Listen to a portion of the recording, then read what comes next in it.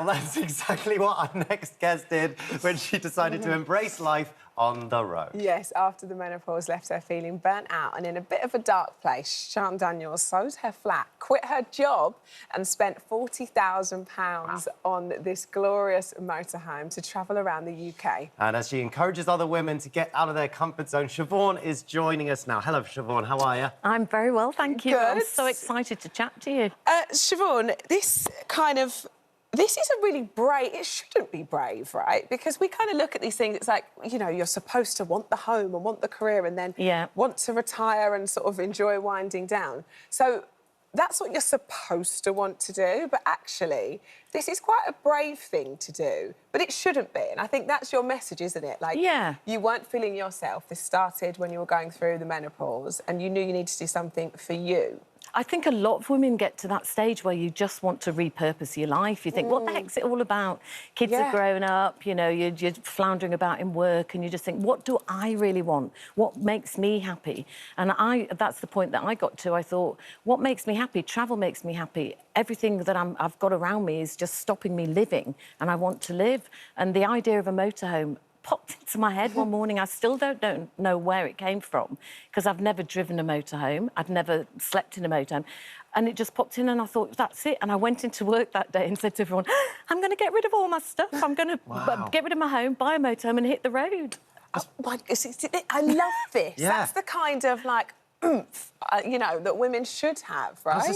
It must be so liberating to just suddenly just sort of get rid of all of the little things and then just sort of focus on you, I suppose. It's really scary at first. I don't make it, although it was an easy journey. I was frightened. My head kept thinking, what are you doing? So I was ruthless. I just threw everything in the middle of my motorhome. I've written a blog and shown the pictures. I threw everything, in the middle of my flat. Friends came for dinner and I was going, you can take that, you can take that. I went into work with bags of stuff. I went to charity shops and I got giddy, really, I think. and then I chose the motorhome. As soon as I walked in Dora, I knew that's the one for me. I don't know why, but I just did. A bit like buying a home. Right. And then the fear, I kept pushing it away, but it was there. So I don't, you know, say to anybody, if you embark on this, it's not going to be frightening. But face your fear. Don't say self-limit. Don't say, I'm too old or I can't do that. Because that's what we do to ourselves. And we say, oh, I've got to stay in this house. Exactly, It's like you're supposed to be conventional, aren't you? You've got to stay in this house and this is kind of... But you're not living, you're existing because you're working to earn lots of money, to buy loads of stuff, to clutter your life, and then you've got to pay for it and you've got all the stress, but you're not living. Have you always had sort of that impulsive nature, that kind of, right, get up and go, I'm going to do this? Or is this a real kind of... No, not at all. I thought I had to have the nice houses to make sure my daughter went to the nice schools, and I stretched myself with mortgages and all that kind of thing. My nickname was Champagne Siobhan. Dinner party time. Nickname. You know, so of course when I started doing this, all my friends were, "What on earth are you doing?" Well, because you'd never even driven one of these things before, had you? No, and that was scary. I can't. It's a leap. Yeah, a massive leap. But thankfully, my brother Paddy had a motorhome, and I just was forever on the phone saying to my brother, I can't do this, I don't know what to do. And he'd answer the phone going, motorhome helpline. Well, that's good. She needs me again. Need a bit of help. Should we have come on, have a look. I'd love to show you around. Come in. How was it getting it in the studio, first of all? Oh, was it difficult to get it in here? A lot of sweat and tears, but I got it. In we go. This in the old studio, that's for sure. I don't even know where the door... Come in. You get it in. Come and take a seat. Oh. Lovely. Luxury is so nice. I know, it's everything you need. Look at it. My gin bar. All the essentials. I have to have a gin bar. And the lights go on when the gin bar's open. Oh, do they? It's amazing how often they come on. What time does this gin bar open? There's a bathroom in here. There's a bathroom. Yeah, look, there's a full-size bathroom. Do you want to shower while you're in there? Oh, there's a shower in here, Siobhan. Just a casual shower. There's a shower. Step, see you. There we go. There you go. Oh, that was that. You used the toilet already, Jo. Thank you. I'm very nice quick. and clean. This is so cosy. Like, I totally... I totally understand why you'd want to spend a lot of time in here. And my food is up here. I could put all my food in there, put all my clothes in the lockers. Look, I have them all organised. And do you just... So where do you sleep? Does this go... This is my bed. That so side. I pull this Good, out. I'm just so pleased that we're not being rude and sat on your bed. Yeah, I don't want to... No, you're Okay, all right. good. But you pull it out, that drops down, it becomes a single bed, and my bedding's in a locker over there, so I roll out the mattress and my quilt, and I'm comfy as and I sit here looking out the window at all the... Do you literally look at a map and think, right, this week I fancy going here? Yeah. Yeah, when I first started, I just would Google, where haven't I been? And when I turned the key in the ignition in 2019, just giggling and crying, thinking, what are you doing? Where are you going? And being a Yorkshire lass, I just instinctively headed up towards Yorkshire, and I stayed on a farm in Harrogate.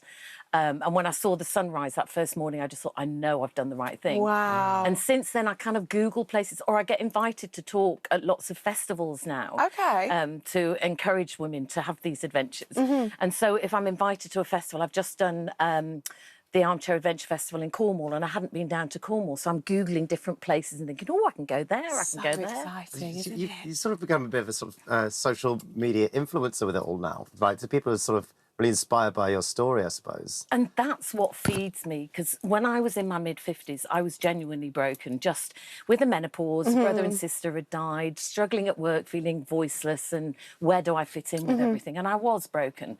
And now I'm 65. I genuinely am the happiest I've ever been. I feel like I play Doll's House every day. I bet. So I want to take people on that journey. And when I do my talks, women queue up in tears and go, I'm there, I'm in that place. And I can help them, and I love doing that. It's like you've really found your calling. Yeah. You know, like at a time where you really wasn't feeling yourself, you've kind of taken on this, what at the time I suppose felt like a big adventure. Yeah. But now you've really found your calling. Yeah, I have definitely found what I say is my inner voice and my warrior. I feel like I've got to be doing this. I've got to help women. I bet you've got a queue of all your girlfriends going into Siobhan.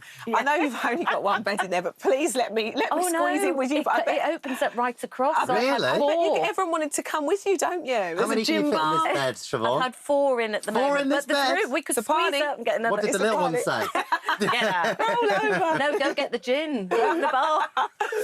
Honestly, I totally get this. Yeah. I totally get and it. so you really just encourage... Essentially what you're doing is encouraging people to take that leap. Yeah. You know. Be a bit fearless. Yeah, because I also think in society we write people off when they're heading towards retirement and heading towards their 60s. So wrong. And all the narratives around it are negative. You know, oh, you look good for your age, or oh, you can't do that because you're too old. And a lot of people take that on board and stop themselves. And I'm saying, look at the things that you loved when you were younger. Revisit those. I do something crazy. I lie down and look at the clouds now, because when I was little, I used to love that feeling of just watching the clouds and making faces.